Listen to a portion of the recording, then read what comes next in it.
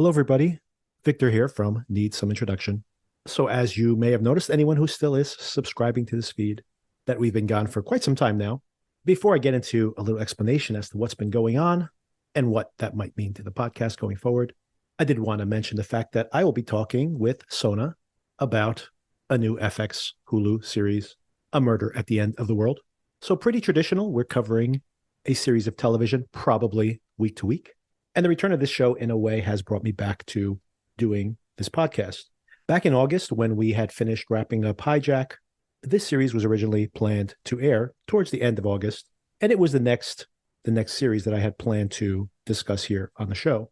And then the writer's strike dragged on, and the actor strike continued and seems to be finally nearing resolution. And once that was delayed and I couldn't think of the next thing to cover, I was planning on covering movies and other topics that I have interest in, but really couldn't find the time and the motivation to come up with a new topic for coverage.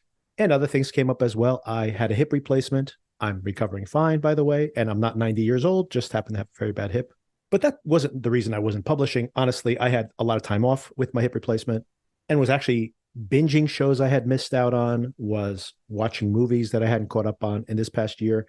And that actually became part of the issue I was having in what this show had become, where I was pursuing shows that I wasn't necessarily interested in. I was just trying to guess at what might be popular in the near future and really moving away from what my original intention was here on the podcast, which was to create some evergreen material that I could review or share with friends and family, talking about movies and series and music that I think was classic or oftentimes forgotten, but should have further appraisal. And that was really the spirit of my recommendations, and remains that I love to re-explore and then introduce people to things that I was and am passionate about that don't get that kind of coverage.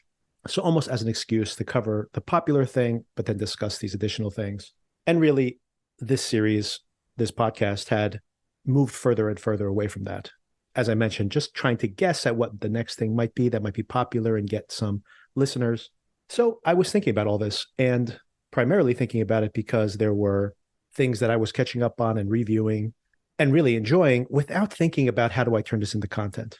And all of these things made the idea of coming back to the podcast a little difficult. All that is to say is that I am interested in seeing this particular series, the one we'll be covering here. So we will be discovering it here on the podcast. But along with that, I will be pursuing these other topics, making even more recommendations than I did in the past, and oftentimes maybe doing deeper dives into topics, films that I think are classic or should have more attention than they do now, and discussing them in greater detail. And oftentimes pairing them up with movies or TV series that are in popular conversation at that time. So it's a work in progress, and I will outline some of those changes as I figure them out going forward. But for now, pretty traditional format for our show. We'll be breaking down this particular season of television, which will run for 7 episodes, I believe, right up until Christmas. And then in the new year, we'll see what the format of the show looks like. There is a lot of stuff to cover from a TV standpoint. But once again, I don't think I'm going to be sometimes dedicating 10 weeks for a show that I end up not liking in the end. So we'll see the formatting in the future. Maybe recommendations and then check-ins, and then coming back for final analysis at the end of a series. A lot of things I caught up on, I will probably be discussing here in greater detail. One of the series that I binged during my rehabilitation was For All Mankind, which was a recommendation from one of our listeners. And I really did enjoy it. And I had an interesting experience with it where oftentimes I was irritated with the soap opera machinations of the plot. And then yet, when everything clicked into place, usually towards the end of each one of these seasons, it really paid off, because even the shorthand soap opera machinations of the character interactions had pulled me in. And strangely, maybe made it more bingeable because of its flaws. So I do think that's an interesting thing to explore. And by the way, the new season has just begun.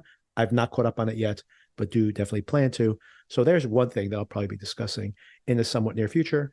But I do have 2 things that I do not think enough people are watching that I did catch up on during my rehabilitation, that I really am just so over the moon, so impressed with how excellent these 2 products were. Both on HBO Max, by the way, or Max, I guess it is now. The first one is 100-Foot Wave.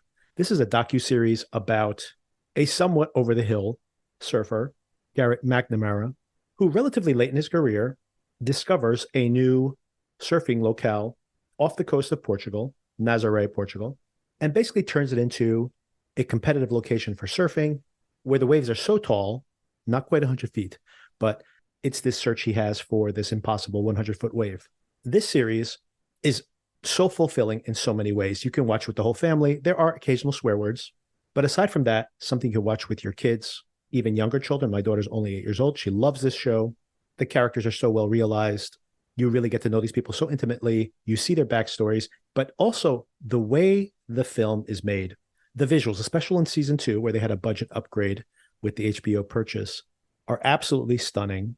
You can just keep this running in the background on a nice high quality television just for the visuals. But it's more fulfilling than that because it's not just this kind of pleasant scenery to watch. There's so much drama in these people risking their lives, and they all come with troubled backgrounds. You can imagine becoming very proficient at a sport that could potentially kill you. You have a lot of people with complicated backstories. Their biographies are so diverse, and yet they are all drawn to this particular thing. So I love this kind of exploration of passion and the things that drive people to pursue sports, to try to excel even when it can destroy them. And then as these people become older, you see them age over time. This series, this archive footage from the first season covers over 10 years. And you see these people who are very young when they begin, and now they have families and they have responsibilities and they have bills to pay. They have tried to settle down. This is their livelihood. So now it's become a job. And in a lot of ways, it's almost a metaphor for the gig economy and how you have to kind of just hustle all the time to make this thing work out. So it's all these things at the same time. I'm also Portuguese, so I love seeing this beautiful locale and also exploring this actual culture of this coastal town that now is a tourist destination for people all over the world, and how it has transformed that culture and that population as well. I have this philosophy in general that if you look at one thing really, really, really closely and explore it really deeply, that you can kind of understand the world in a different way from just exploring one thing and just digging deeper and deeper and deeper. And I think this is a perfect example of it. And I mean, this is truly a remarkable, remarkable show. And I would recommend it to everybody. Like, this is like unqualified recommendation to anybody out there. So check that out. Once again, 100-Foot Wave. It is coming back for season 3. There was a tragedy last year during the shooting of this show. Oh, back to season 2. Fascinatingly, it, of course, bumps into COVID, and you see how it impacts these people. And also becomes kind of a metaphor for how we all dealt with COVID at the time and the strains it put on this new economy that was building up around this very popular event. So a fascinating look at a different view of what happened, COVID and the disruptions it caused, and the positives of it, as well as the family expanded within the show itself. But do catch up on this at any time before season 3 comes back, which I think is coming back early next year, probably around February or March. Check this out. This is a truly great work of documentary and exploration of self-discovery and self-definition in a way of like defining yourself through your activities. So it's really an incredible piece of filmmaking in general, and highly recommended. I mean, my highest recommendation, do check this out. Also on HBO Max, just wrapped up recently, very, very highly recommended, a truly astonishing, surprising, unexpected, recent series. Recommended to really anybody, but I know some people have blockers around animation. This is an animated show. Some people have blockers around science fiction, and this show is both of those. And I would say, even if you have your particular qualms in those regards, please do check this out. This is an incredible achievement as well. This show is called Scavengers Reign. I do not know if this show has been renewed for season 2. Anecdotally, it seems to be getting a lot of buzz and a lot of positive reaction. So I would assume that there will be a renewal. And this is, as I mentioned, a science fiction and animated series, 2D animation. And it's about a crew of a freighter that crash lands on a planet. This is sometime in the future. And the few people who escaped the freighter itself onto the planet have landed in diverse areas.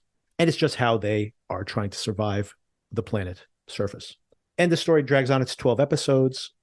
They're all short, maybe 20 minutes each. So pretty quick binge if you want to catch up on it. For me, maybe the finale of the show is the least successful. By the way, not because it's bad, but just because it's conventional, because everything until then is absolutely unconventional and surprising and just so stunning. But basically what the show explores is how these people stuck in this completely foreign and impossible situation are constantly improvising, constantly engineering, and it's in a way as grim and grotesque, oftentimes beautifully grotesque, by the way. This is kind of like nature horror, like I would analogize it to Annihilation, the film, where you see that nature is in a way consuming these people as they try to survive on the planet's surface. But in a way, it's incredibly uplifting in the fact that these people with their wits and creativity are actually able to survive. But there's even more going on. It's this exploration of how, yes, scavengers reign, as the title says here, but that there is some kind of balance where the characters and the species that we see on the planet that are successfully thriving are cohabitating one with the other. And there's this balance that's being explored in the show. And I believe will be explored also these ideas of power balance as well, if this show gets a second season, which I highly hope it does. Anyway, once again, just watch it. It is completely surreal, completely mind-bending, absolutely beautiful to look at, often grotesque, but in the most fascinating ways. This natural world that these people are trying to live within, the rules of it seem to be very well described, the symbiosis of these different characters and these different species, I should say. It's truly fascinating. I don't even want to spoil it. Any plot description would sound absolutely bizarre, but trust me, it works really, really well in the context of the show itself. This was based on a short film, I think from a few years ago, and now some 5 or 6 years later expanded to this series here on HBO. And once again, I do hope, if I can encourage anybody to watch this and the ratings are strong enough, they'll make another season of it. It does, by the way, if you're worried, well, I don't want to watch it if it's not going to get renewed. Trust me, it has a very satisfying ending. It can be the end of the season, I should say, apologies, the end of the show itself, but also sets up a potential season 2.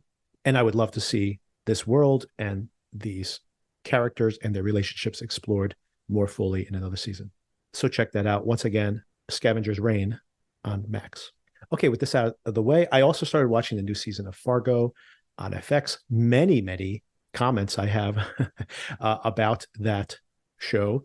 Equally fascinating, exciting, thrilling, and absolutely frustrating. Many times I feel like turning the show off just in the few episodes I've seen of it so far. So I will save that, my commentary and my very conflicted opinions on that new season of the show for another episode. But I will definitely be watching that going forward as well. So expect to hear comments about that. I'll be discussing The Killer, the new David Fincher movie on Netflix, which I found utterly fascinating, if perhaps initially disappointing. So all things I will explore in short upcoming episodes. But for now, let's get into my conversation with Sona regarding the first 3 episodes of A Murder at the End of the World. All right, Sona. So I'm going to be very rusty here. I haven't done this in a long time. Me too. I am going to put a header on this episode where I'm going to talk a little about what's been going on. Why haven't we recorded, the strikes ending, and but also just stuff that was going on in our lives, etc. And I have some recommendations of things that I watched along the way, and I'll save it all for there. But since we're talking about television, we have talked just this weekend actually, but since we're talking about television specifically, and it doesn't have to be television, it could be any kind of media that you've been consuming in this 2.5 month break from our conversations. Was there anything that you saw or read or experienced that you would highly like to recommend, or even modestly recommend to anybody out there? Yes, and it is The Real Housewives of New York and The Real Housewives of Salt Lake City. Oh, I knew it. Some things never changed. You've been enjoying this. You're like, I can watch unlimited reality TV. I've really been enjoying them, I have to say. Listen, I'm not saying that it's intellectual. I'm not saying that it's enriching, but it does hold my interest. These ladies are very interesting. Some interesting things are happening to them, and I am happy to be along for the ride. I unfortunately cannot confirm or deny the quality of these shows. I understand. But it is good to hear that. I should say, I know from my conversations with others that there definitely are up years and bad years on these shows. Exactly. So these are better. I would take it from what you're describing. Yes, there are definitely some years where you're kind of like, just retreading the same ground again. And why am I doing this to myself? But these 2, I can't speak to other Real Housewives seasons because I have limited myself to just New York and Salt Lake City, but both of them very interesting right now. We'll check in again. Are they near? I don't even know where they are in their cycle. Are they near completion? Where are they at? New York is finished. It might have had a shortened season. I'm not sure about that because they brought in a whole new cast, and I think they weren't entirely sure how that was going to land. And I think depending on who you ask, it landed differently, but I enjoyed it, especially because New York has a South Asian housewife. Oh, interesting. That has a specific appeal to me. And Salt Lake City is going on. I think it's wrapping up in the next few weeks, but apparently something very scandalous is about to happen. Oh, interesting. Let me know when that happens, and we can check back in. I Will will do. vicariously enjoy these shows through you. I'll do what I can to, whatever is the opposite of dumb it down. I'll do what I can to make it seem somewhat interesting to you. So I have dragged you kicking and streaming away from the Bravo network to watch A Murder at the End of the World. And did you watch all 3 available episodes? Did you I catch all 3 have. of them? Yes. Oh, okay. Very cool. I just watched the 3rd one this morning, actually. Or last night. Now, somehow from the title At the End of the World and the previews with all the snow, I decided they were going to be in Antarctica. So it was very disappointing for me when they are not, in fact, in Antarctica, but we'll get to that. I actually suspected that as well. This is back when I first saw the trailer, which is like, this thing has been, I literally was looking forward to this a year ago, like last November or December, I think was when the first stills came out. And I'm like, oh, maybe it's coming out soon. And then they kept delaying it and delaying it. Then it was supposed to come out in the summer. And then the strike hit. They delayed it all the way till now. So here we are, finally, a year later. And part of the reason that I came back to record this actually was because it was going to kick off like within a week or so of us wrapping up Hijack. So I'm like, oh, great. We'll have like a week off and then the next show will start. And then, of course, we had 3 months of strikes. And but this was the show I was planning to cover next. So therefore, I am kind of sticking to my word in a way. Okay, so I pitched this to you as the Girl with the Dragon Tattoo meets kind of a straight-faced Glass Onion, mostly because you have all these people meeting on this compound with this billionaire. And there is a hacker who's, kind of an edgy, kind of antisocial female protagonist. It was even more on the money than I suspected, honestly. Maybe let's break it down a little bit, and then I'm going to ask you for your opinion. Okay. So to anybody out there who's curious about this show show starts Emma Corrin, who played Princess Di in the 5th season, I believe it was, of The Crown. I think that's what she's most famous for. You also have Clive Owen here, who I think is a little underserved so far in these first 3 episodes, although he's always a magnetic character, so I'm sure he will have much more to do in the show over time. It's 3 episodes in now. They had 2 last week, 1 this week. I think it's only 7 episodes, so almost halfway through this thing. So oh, wow. Not a long investment of time, which is good. And it will be wrapping up right as the Christmas season hits. So nice snowy time, I think, to probably wrap up the show. And we also have Harris Dickinson here, who most notably recently has been in the Academy Award nominated The Triangle of Sadness from last year, and also was in a movie that probably many more people saw, which was the film adaptation of Where the Crawdads Sing. And a bunch of other recognizable people. You have Alice Braga is here. You have Joan Chen, who has like some Twin Peak vibes here. They brought her here, I think, intentionally to make us think about Twin Peaks. And looking absolutely incredible at 70 years old. She looks amazing for a 70-year-old, I got to say. Not to be ageist, but still. And, of course, playing Clive Owen's wife is Britt Marling, who writes most of the things that she's in. Most famously, her last project was The OA on Netflix, which is an absolutely batshit crazy show that we have to, I think I'm going to spoil it for you at some point. But anybody out there who, this is one of those strange times, I would highly recommend something that I do not think is good, because you will just be jaw on the ground being like, I cannot believe someone made this show. And it was on for 2 seasons. It is absolutely one of the craziest things I've ever seen. And if I describe it to you, you would literally be like, Victor, no, you're joking. I'm like, nope. All those things happened on this show. Yes, it did. What's interesting is that exact description would be how I feel about Paw Patrol, but neither here nor there. Yes, we just watched the Paw Patrol movie just yesterday, I think. So right, none of it lines up. So many plot holes. Oh, I have a grand theory about Paw Patrol, by the way, that there is the TV series, that it is a commentary. Mayor Goodwin is like a satirical version of a knee-jerk liberal. What's the bad mayor's name? Humdinger. Mayor Humdinger is the stereotypical like capitalist pig who's like, like basically purely greed versus like totally clueless kindness No matter how many times he like stabs her in the back, she continues to fall for it. But we digress. We digress, yes. I'd like to have deep reads on some of these kids shows, which are just head scratching, like bizarre. So yes, so this is Britt Marling with her creative partner Zal. I can't pronounce his last name. Manglage. It's quite a name. They have worked together really from the beginning, and I've actually liked their movies. They Sound of My Voice, which to anybody out there who's a fan of the OA, it's basically the OA in an hour and a half, which works better for me, to be honest. A really interesting film about this. People who get indoctrinated into like a terrorist cult group, like kind of like a liberal terrorist cult group called The East, I think the name of the movie was. And these are all interesting projects. They have a lot of shared themes, oftentimes like developing cults around ideology.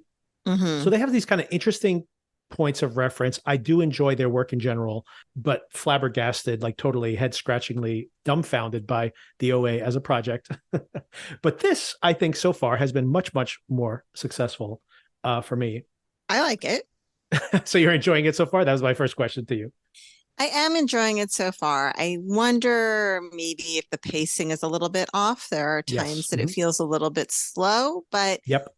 It's okay. Maybe also because the only other things I'm really regularly watching right now are Real Housewives shows. It feels like a fine investment of my time, even when it's not paced as well as I think it possibly could be. What's interesting about it to me is that I found, for example, the OA, which I just binged recently as kind of prep work for this show. I had not seen it previously, even though it had been recommended to me a few times, but I'd heard such strange things about it. I'm like, I don't know if I'm going to like that. I did and didn't at the same time. So fascinating watch. But nonetheless, I found like all the seasons, all the episodes there to just be way too long. And I was kind of concerned that the episodes here are all over an hour long so far, just 3 episodes. But I have to say that I definitely feel oftentimes, especially like with Netflix shows, this is not a Netflix show, it's on FX and Hulu. I oftentimes feel the episodes are too long. And for some bizarre reason, I cannot explain, and I could totally understand why you feel the way you do.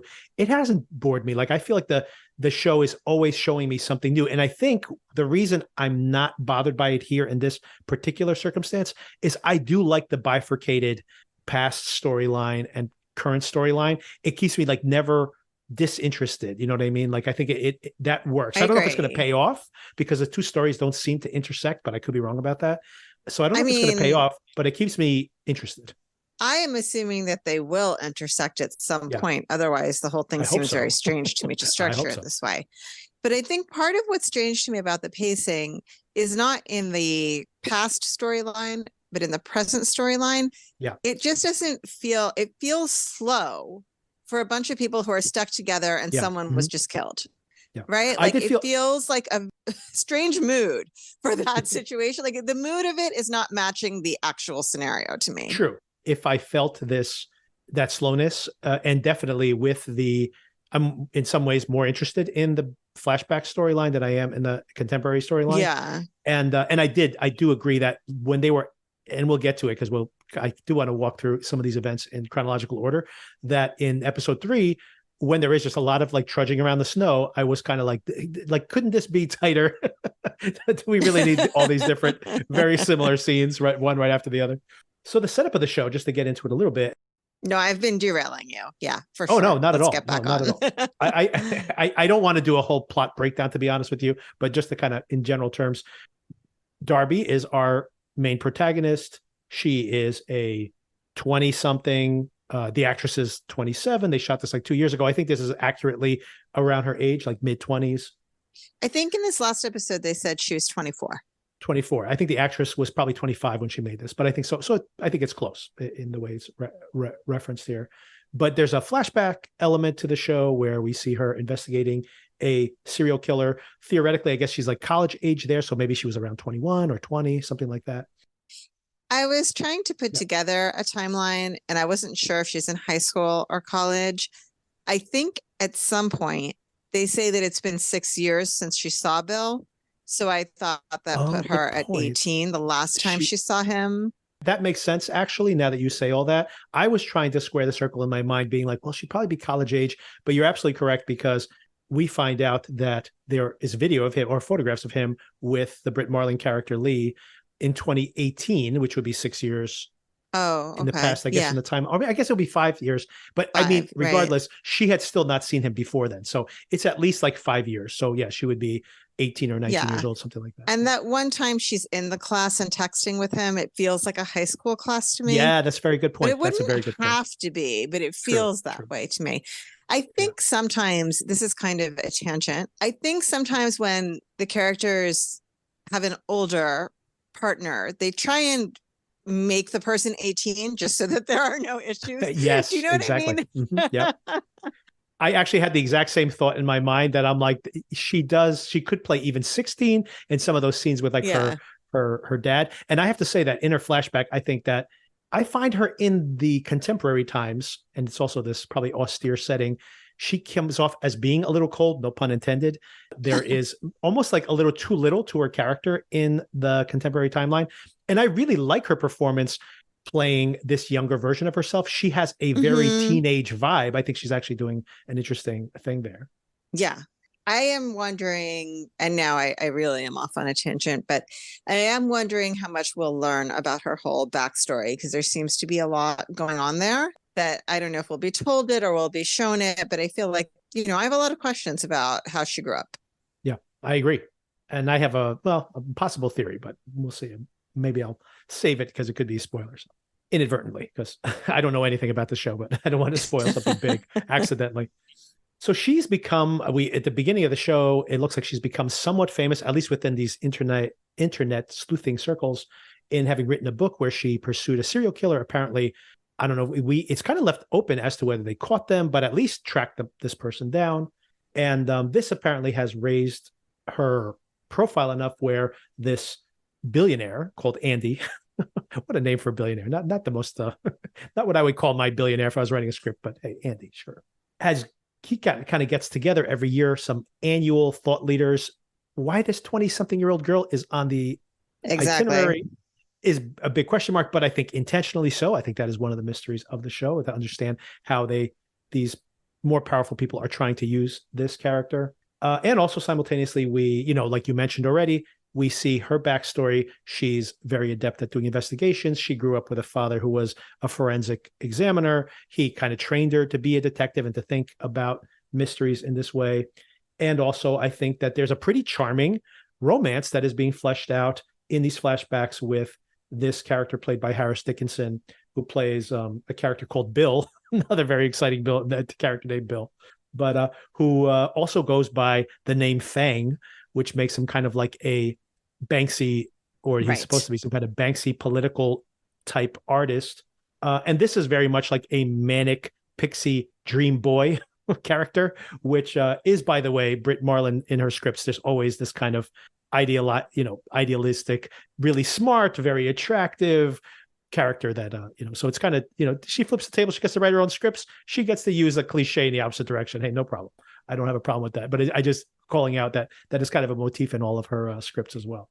He's got some horrible hair, by the way. The haircut situation in this show between these two is really Yes. rough. I don't love what she has going on in the past, but it's acceptable to me. Yes. Bill's Exactly. hair, this is one Like of a these mullet with bangs generational is very strange. kids today Yes. situations for me. I mean, this is just so unappealing. And then whatever she has going on now is fine, except I don't know if it's the editing or whatever in the current day. Sometimes it's pink, sometimes it's purple, Yeah. sometimes it looks more blonde. I just don't understand. There's no consistency in her hair color, but I can live with that too. Oh, and I think that is actually another bizarre motif with these showrunners and creators, that they also have that. It's almost as if you took like a caricature of, like you said, the kids today, if you almost took like a caricature of like, this is how hipsters are dressing now, like the characters in their shows basically are almost stereotypically styled that way. Not that those people don't exist, by the way. Like, you go to Brooklyn, you definitely see people like this. It's just a little on the nose in a way, but Yeah, for sure. Especially Bill, I think. But yes, he's really like kind of like with the almost not there tattoos on his face and everywhere. It's just kind of an odd stylistic choice. They all have tattoos. He has tattoos. She has tattoos. mm-hmm. it's the girl and boy with the Tattoos have become very popular, so yes, that part yes, tracks for definitely. sure. So I think we mentioned this in the conversation or in text that I like the fact that the show will veer into like straight up horror tone. For example, where you don't know if she's being stalked by someone or if there's something supernatural going on, someone's communicating with her. Hmm. And then it turns out it's this AI assistant who was actually like one of my favorite characters in the show, I think. But but it's interesting that they will basically allow the show to lean fully into horror and then but there's nothing truly horror on the show, but I do enjoy that. It makes it adds a little extra spice to what could be pretty slow mystery like you mentioned before. Well, I really hope there's nothing supernatural because I always hope there's nothing supernatural, first of all. Also, I will add in the present day, the scenery is really interesting and fun. And like as a person who hates being cold, this is how I like to see the cold through the TV screen, Yes.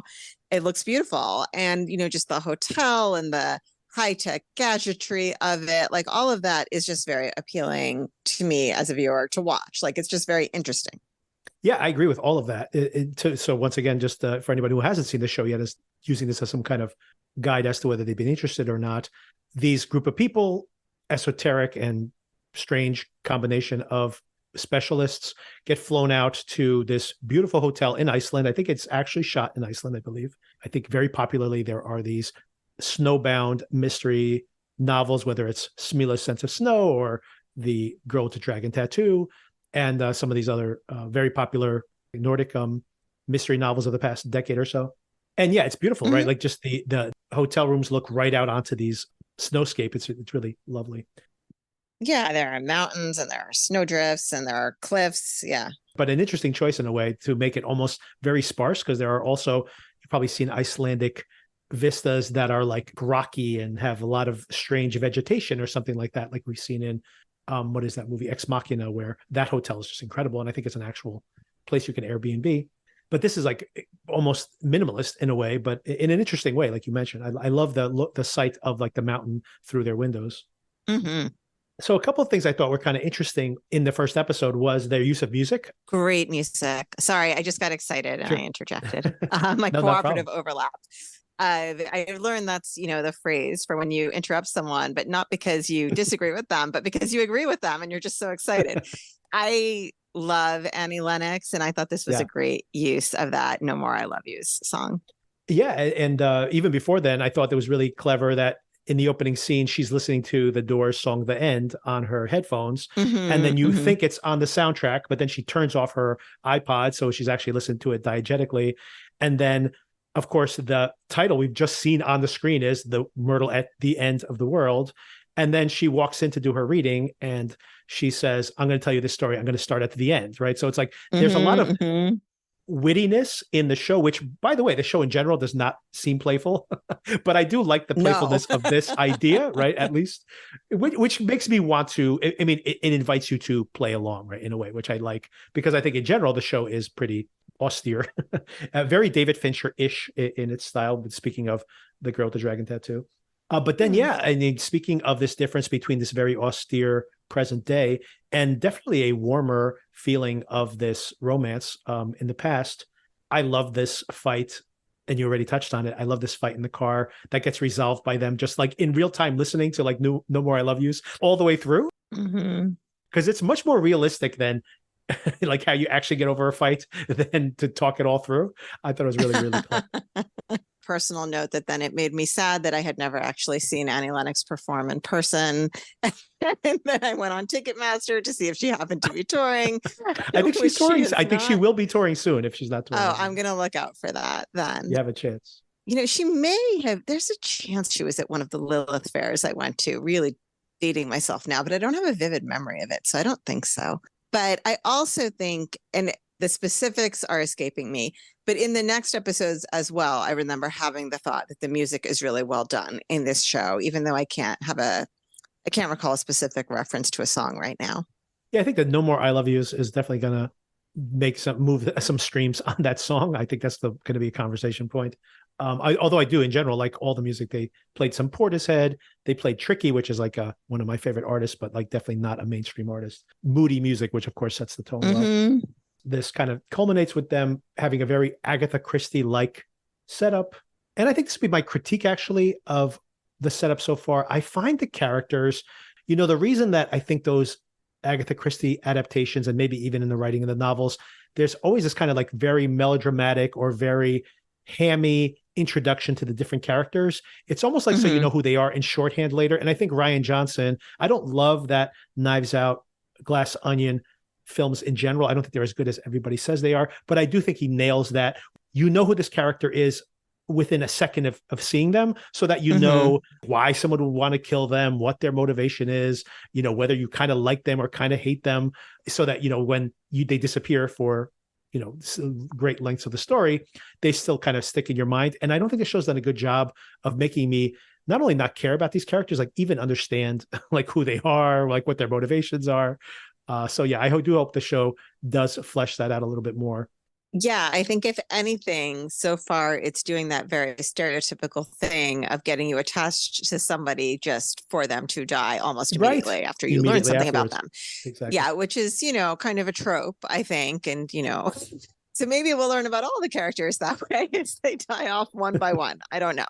And that's, speaking of people dying, that's what happens at the end of episode 1. We see that Bill, of all people, you forgot to mention that Bill is there. He shows up, not on the plane with everybody else, but apparently he has already been there, sits right across from Darby at the dinner that night. She's kind of shocked to see this, but then they kind of patch things up, and it's actually pretty sweet, their interactions.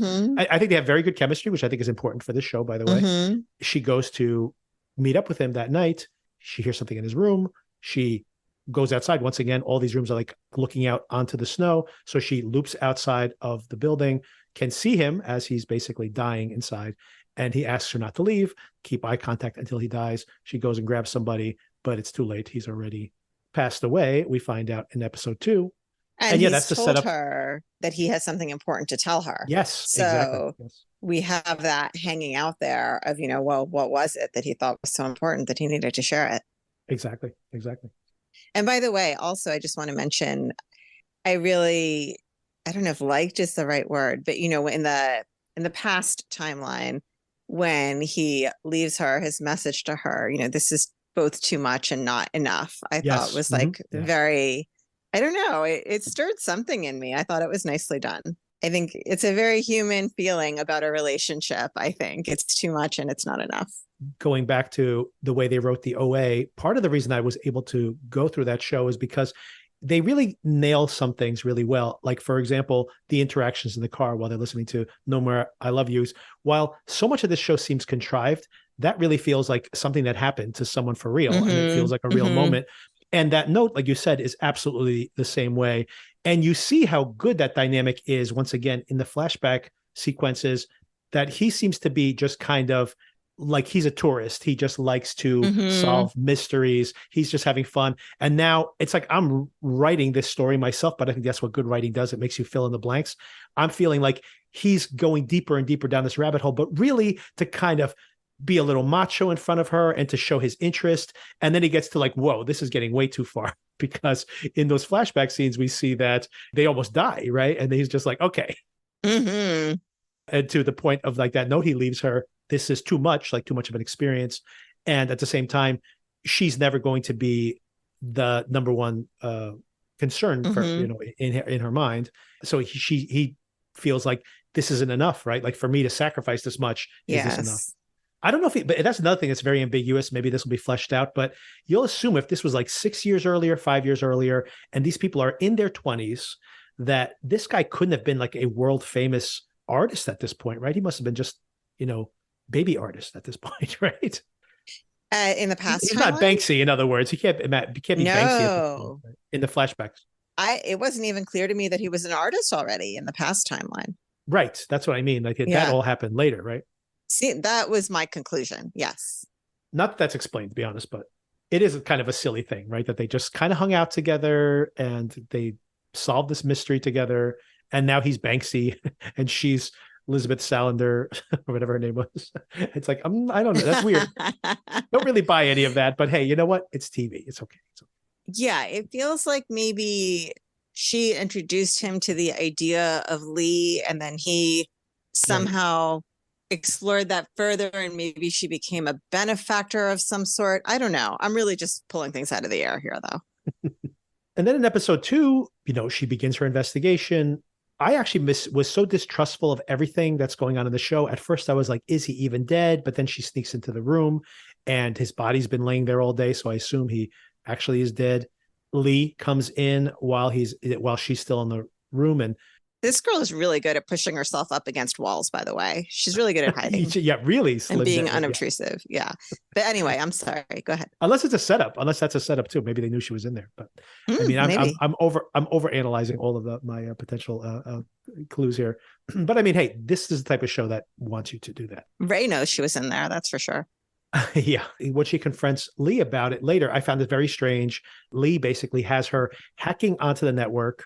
This is a pretty relatively simple hack to retrieve this password. The idea that when she tells her that, well, I couldn't get that password, it's like, what are you talking about? Like, you don't even need to be a hacker. You could probably just, find it in your husband's belongings, or, just look at the cached passwords on his computer. And also really, really bad security in this place that they're using. The Nest is using the same Wi-Fi as like the security cameras. But it still made me think that, is this all a setup? This seems to be a kind of a little simple. And why can't Lee do these hacks herself? And if anything, the one big mystery made me wonder is this woman who's pretending to be Lee, this famous hacker, is she lying about who she is to get into the position she is in now?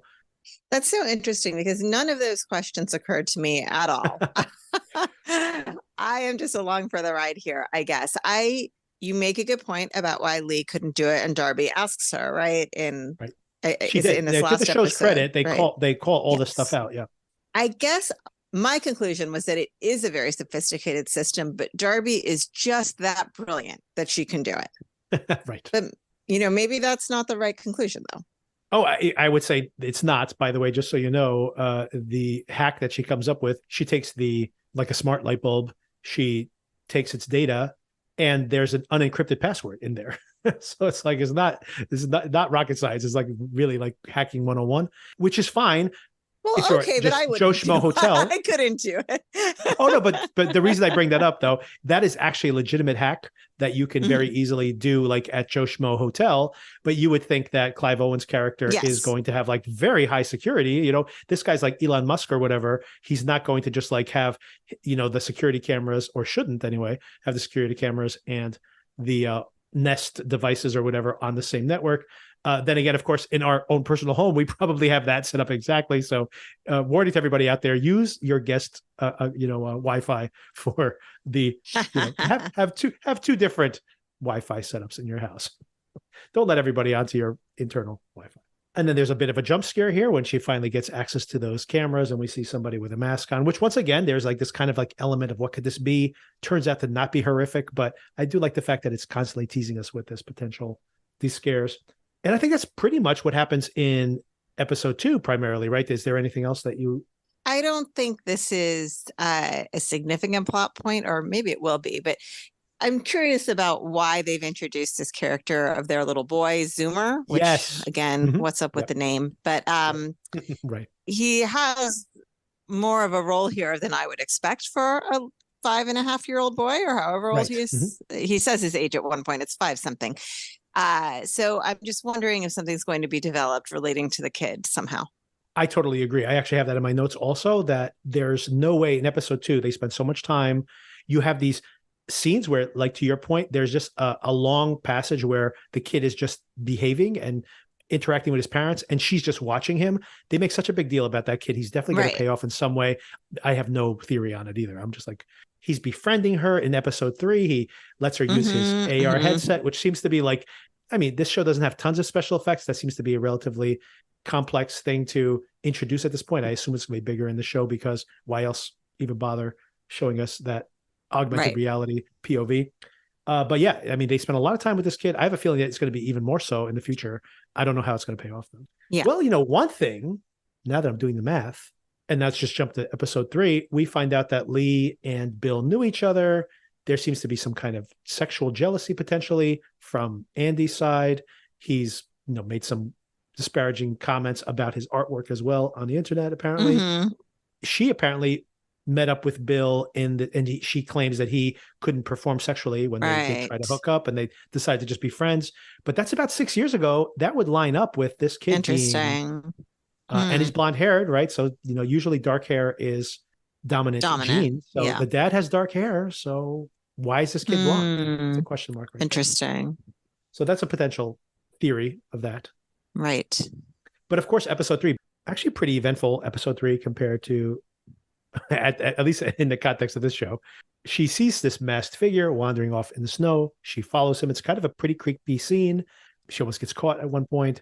She identifies him by his shoes or notices his shoes. Very tense. Yes. Every time I watch one of these movies, I'm like, I got to learn Morse code. She knows the Morse code. He's communicating with somebody in the distance. And it's kind of recalling that scene from earlier where he spells out happy birthday to her with the flashing lights at the train station. Remember, she's on a bike and he's talking to her. Yeah, and he's navigating her and he brings her to this place and it spells out happy birthday, Darby. And there's a woman saying this train station is cursed because the lights are flashing on and off. Oh, yes, that's right. Oh, my God. Yes. Oh, my God. Okay, now I got it. Yes. It's interesting that they're seeing the Morse code thing now more than once. That is weird. I'm just, they've just made Morse code a very big deal in this show all of a sudden, now that you made that reference, which I'd forgotten of. So I'm like, so now I'm kind of, what's up with all the Morse code dumbstruck now. I'm just like, wow, is this all going to be Morse code related now? It might have just been an establishing thing to show that she understands Morse code. I know, but that would be, I mean, a lot of people know Morse code. You didn't really need that establishing scene. But you know what? These aren't the subtlest filmmakers, in my experience. So it is possible. I am hoping that it actually will pay off in some bigger way now that you've brought this up twice, because it seems a little much to have to explain that twice, via a previous scene. Fair, especially for a hacker. But especially for a hacker, good point, because oftentimes they'll use that, like different codes to hide things in plain sight.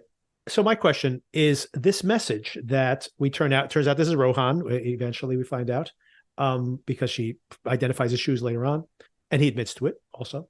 But the message he sends, which is 1 down, still a go. How did you read that? 1 down.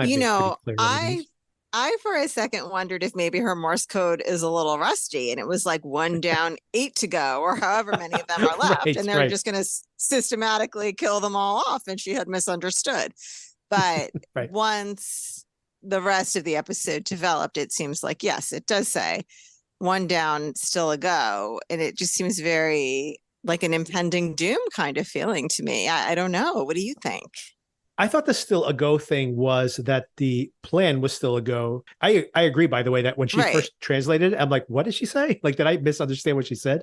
And then she says it to him later. But then at the very end of the episode, he mentions that Bill had some plan and it was very clever.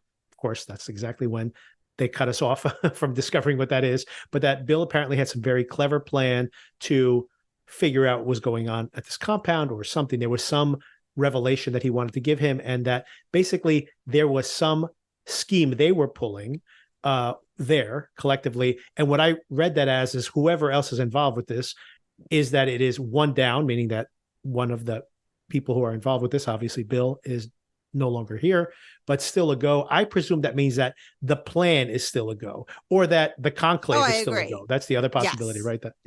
I'm sorry, what was the other possibility? That he might have been saying that, for example, that the conclave itself was still a go. Like, for example, somebody died, but they could have canceled everything, right? I see. But no, it's still ongoing, basically.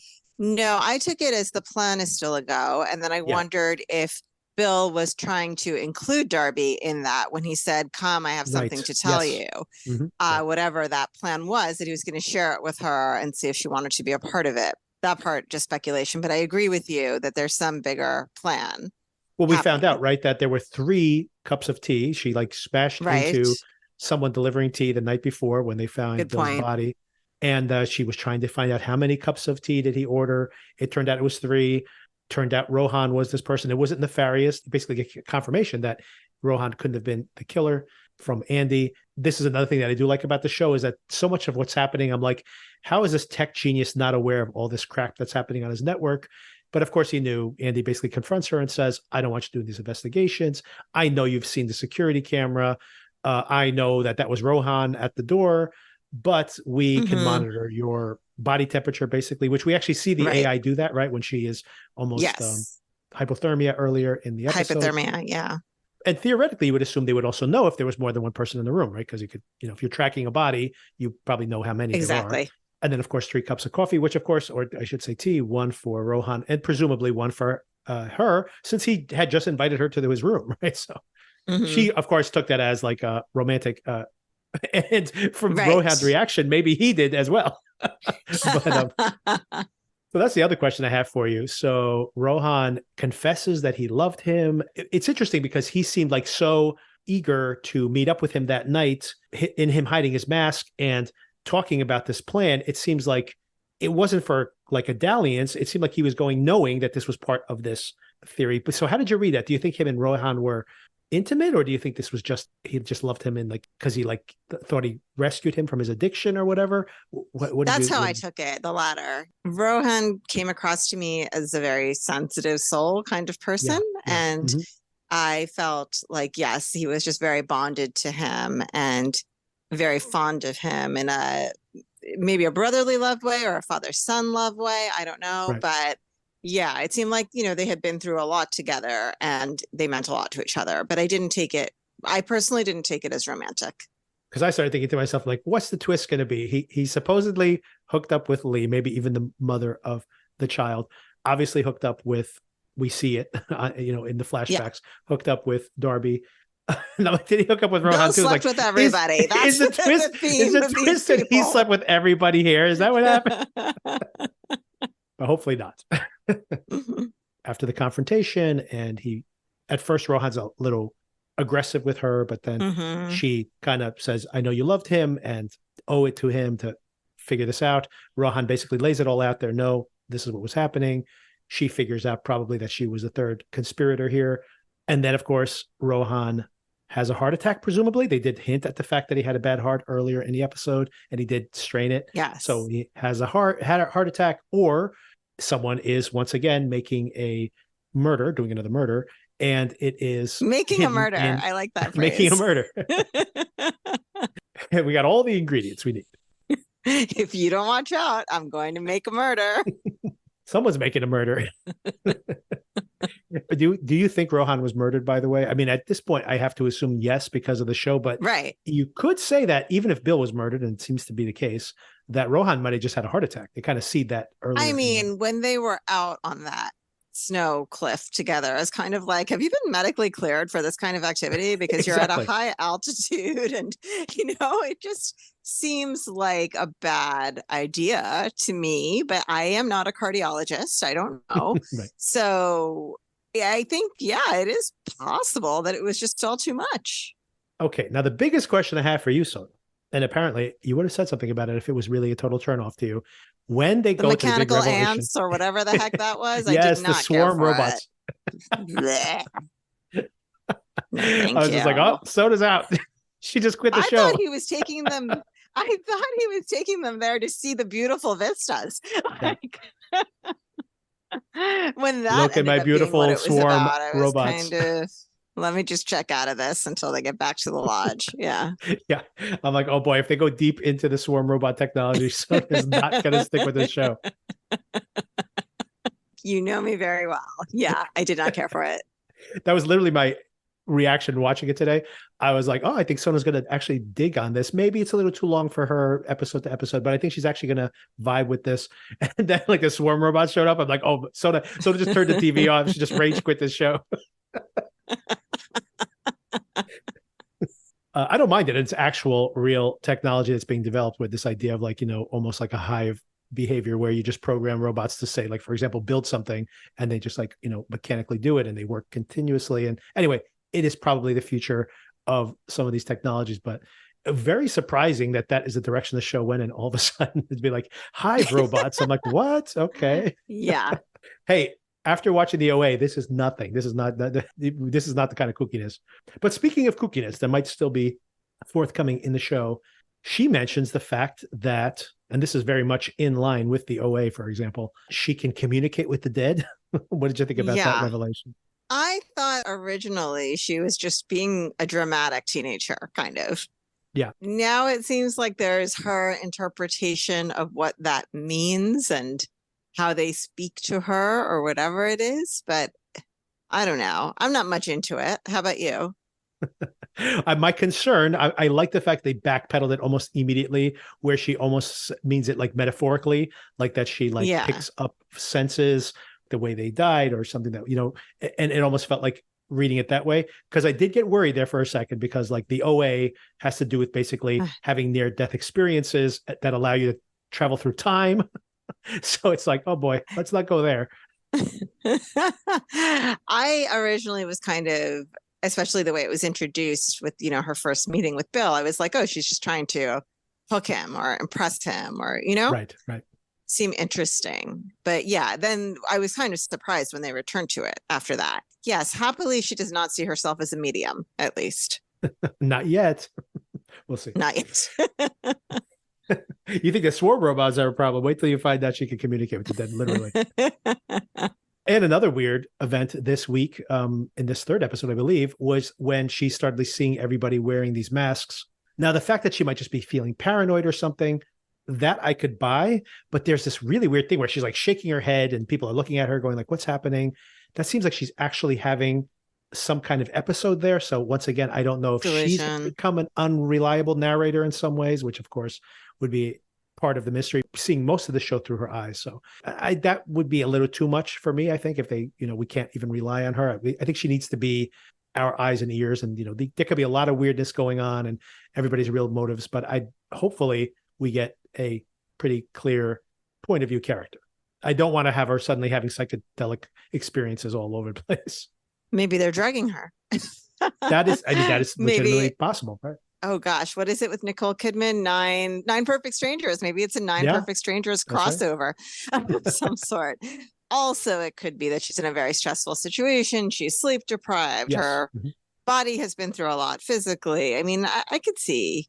Yeah, hypothermia can give you delusions too. So that could have been. Yeah, I could see it having a very logical explanation as well. Yeah, it could also just be a little too much. Like the same thing with the Morse code. It's just telegraphing too much, like where what could have been done in one scene where someone turns around, she sees the mask, they turn around again and it's gone, was like maybe taking a step too far. And once again, that could just be like the taste of the filmmakers themselves. I just hope that it doesn't start to add too many additional weird ingredients to the plot, because I do think it's working well as a pretty straightforward murder mystery at this point. Well, from what you've said about it being a pretty limited number of episodes, hopefully it's not going to go too far sideways, right? Because there just isn't enough time for it to do it, hopefully. I'm very curious about the very last beat in this episode where the Clive Owen character, Andy, is basically like, uh-oh, we got two dead people here now. Everyone in the bunker. Everybody in the bunker. So everybody's going to be like locked up together. So, I mean, in some ways, I think that really becomes literally like a closed room mystery, right? I think that would be interesting to see, especially if people keep dying. Mm-hmm. Imagine just like it's like one of those murder mystery TV, game nights where you turn the lights off, you turn them on, someone's dead every time. I've always wanted to do that.